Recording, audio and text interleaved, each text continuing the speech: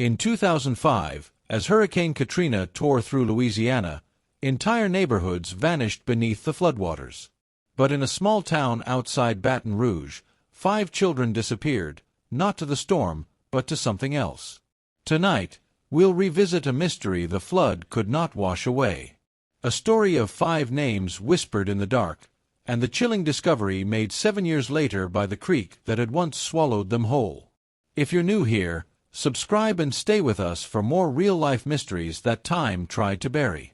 Let's begin. August 29, 2005. The day Katrina made landfall.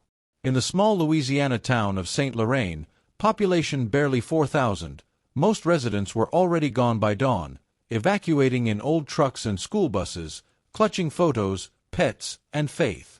But 5 kids never made it out. Their names were Lena Dupree, age 11, Marcus M.J. Jefferson, 13, Tasha Moore, 12, Daniel and Denise Harris, twin siblings, both 10. All lived on the same street, Bayou Row, a narrow lane beside a dense patch of woods that led straight to Cypress Creek. Neighbors said they were inseparable, the kind of children who played barefoot, building rafts from old planks and chasing dragonflies through the wetlands. That morning, when the wind began to howl, they were last seen together, near the creek, laughing as if the storm were only a game. When the flood came, the houses along Bayou Row went under. By the next day, the Dupree home was splintered, the Jeffersons' trailer half submerged, and the Harris twins' yard was just a swirl of debris and broken toys. Rescuers later found no sign of the children, only the remnants of a wooden raft wedged against an uprooted oak. For weeks, volunteers searched the flooded parish. Boats combed the bayou, divers scoured the creek's edge. 5 faces appeared on flyers taped to every light post and church door. But after months of silence and no remains found, officials ruled them presumed lost to the storm. Yet some locals refused to accept that, because, as one deputy whispered, the creek never ran that deep. Rumors spread that someone had seen flashlights by the water that night, that the kids weren't swept away, but led away, and that when the flood receded, there were strange drag marks in the mud behind Bayou Row, heading toward the woods. Then, for 7 long years, the story went cold. Until 2012, when a fisherman named Elroy Tanner found something that would reopen every wound St. Lorraine had tried to seal shut. 7 years had passed. By 2012, St. Lorraine had rebuilt, at least on the surface. The grocery reopened, the church held new services, and children once again rode their bikes down Bayou Row. But the creek, that narrow, twisting artery through the woods, had become a scar no one touched. Locals called it the drowned place. Fishermen avoided it. Teenagers dared each other to stand on the bridge at night, but never to climb down. And the families of the 5 lost kids had all long since moved away, except one, Mary Dupree, Lena's mother. Mary still lived in her storm-warped house, its windows boarded, its porch sagging into the mud. Every Sunday she walked the same trail to the creek, leaving behind wildflowers, always 5 of them. She never said a word while she stood there. Just listened, as if she was waiting for the water to speak back. Then, one July morning, Elroy Tanner, a retired tugboat worker, went fishing in the creek's quieter bend.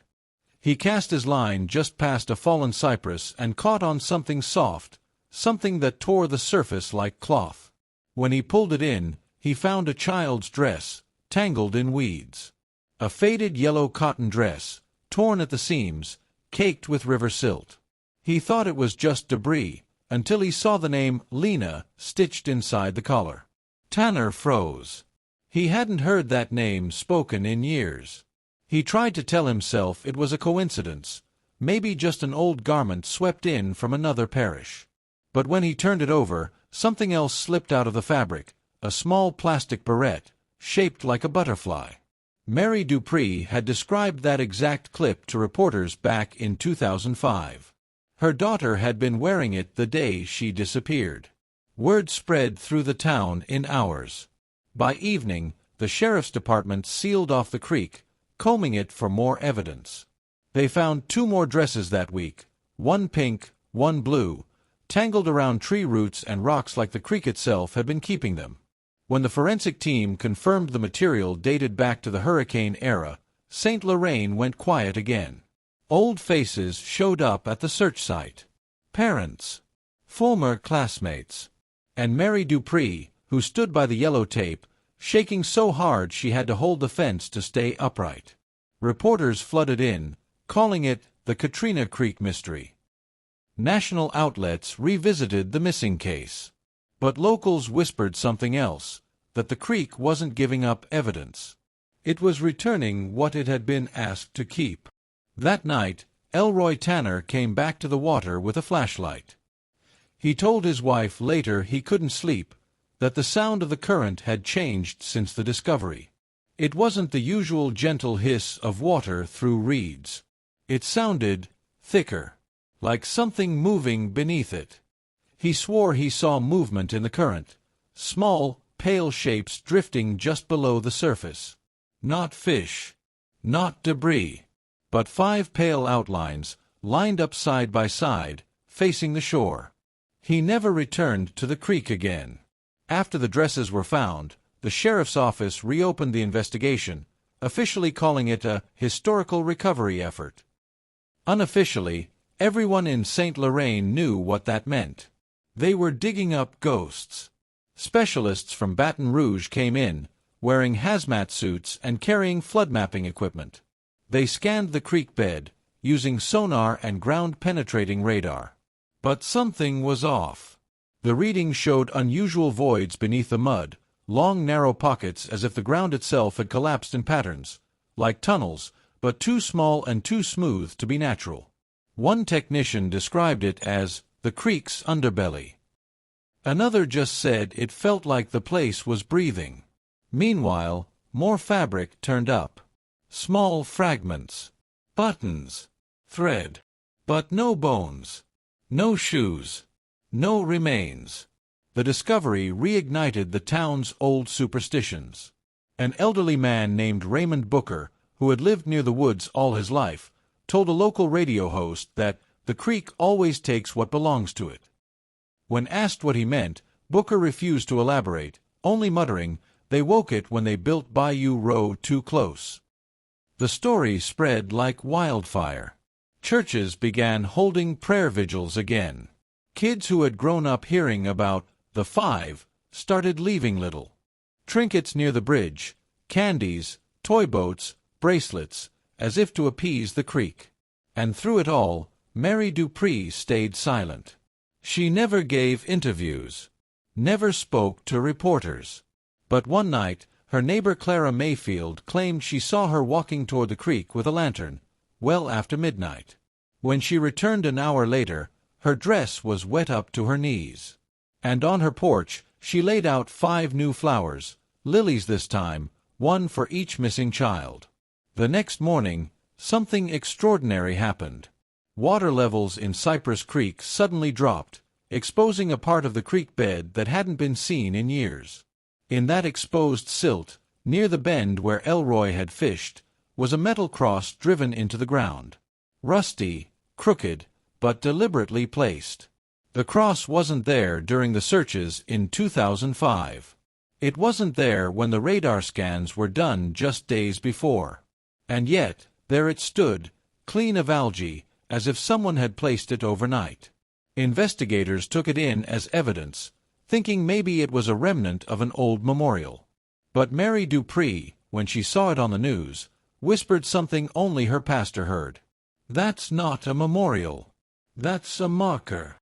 Later that day, heavy rain returned, out of nowhere, as if the storm had circled back after 7 years. By evening, the exposed section of creek had disappeared beneath the water again. And once more, the town went quiet. The search was called off. But that night, the deputy on duty at the sheriff's office reported something odd. All 5 missing persons files, the originals from 2005, had been removed from the archive drawer. Only their photographs were left, neatly stacked on the desk. And across each picture, written in faded red ink, was one word: home. 4 months after the cross appeared, St. Lorraine tried to move on again. The sheriff called the investigation inconclusive.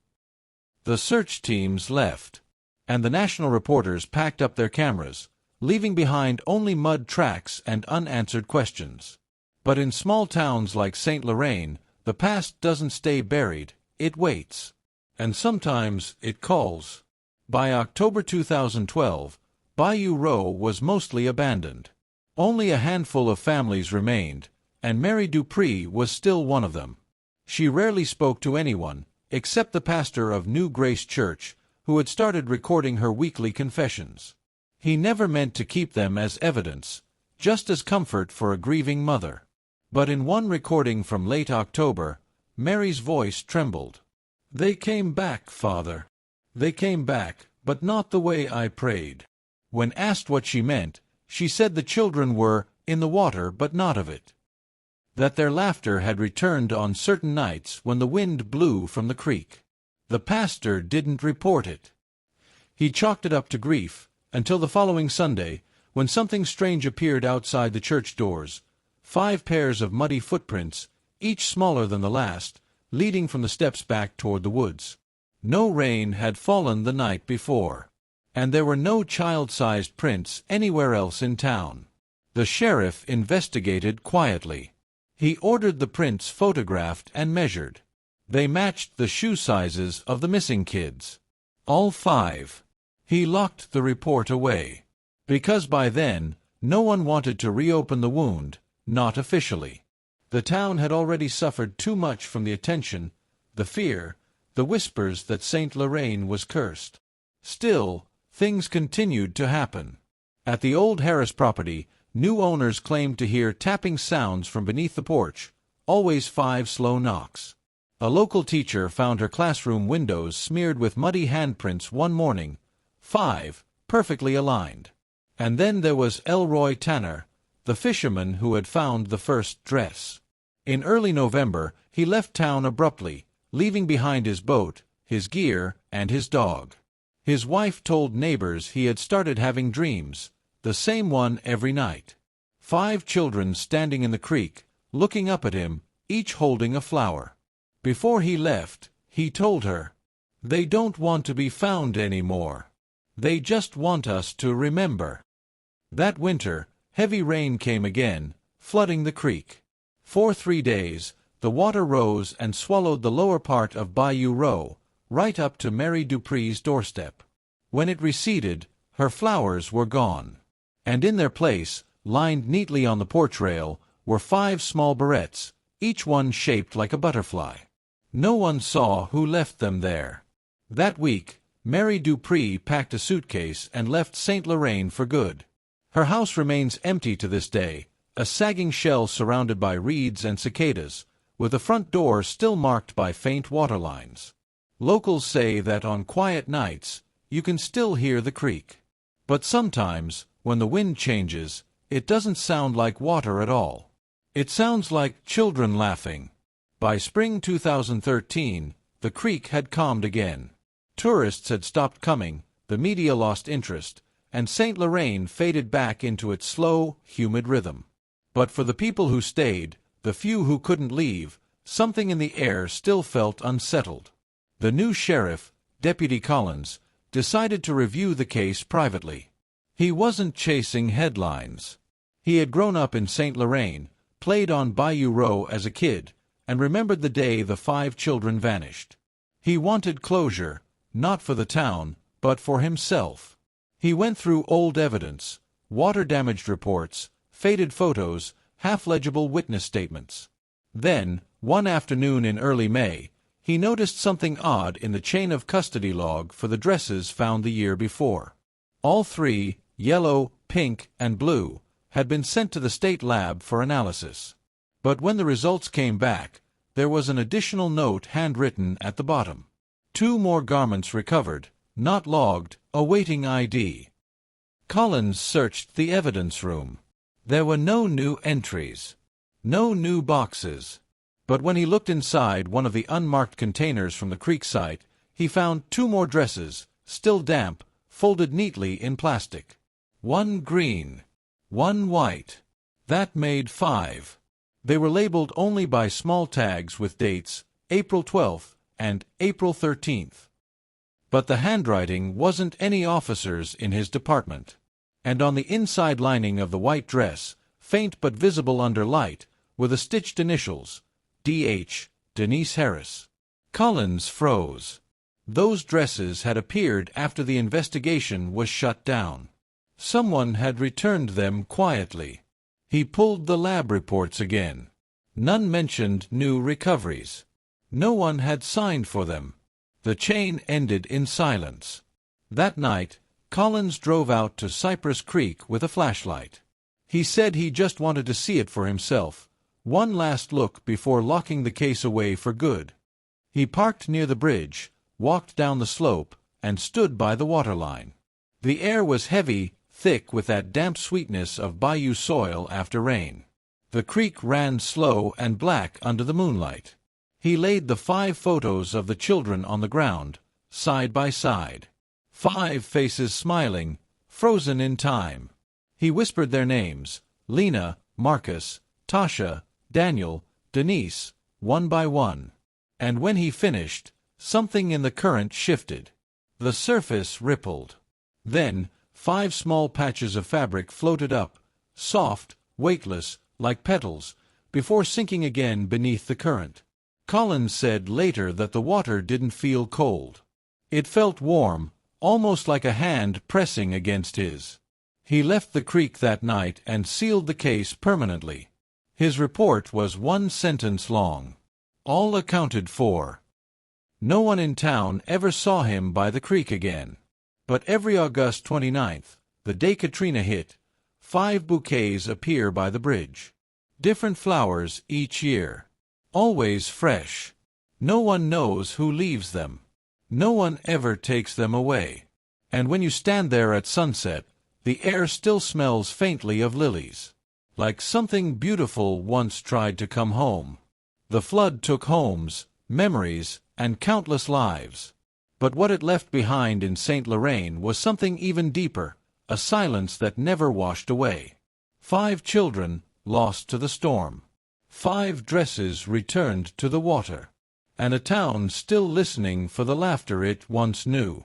Maybe some stories aren't meant to be solved, only remembered. If you made it this far, don't forget to like this video, subscribe, and share it with someone who still believes some mysteries carry their own heartbeat. Join me next time, when we uncover another forgotten story buried beneath time and truth.